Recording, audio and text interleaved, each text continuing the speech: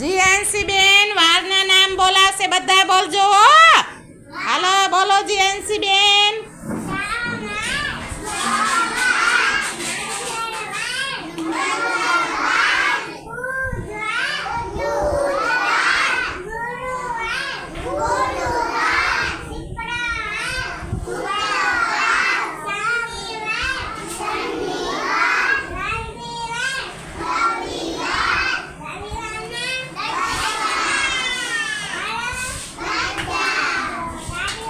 હા, તાળી પાડો બધા. સરસ, તાળી પાડો બધા.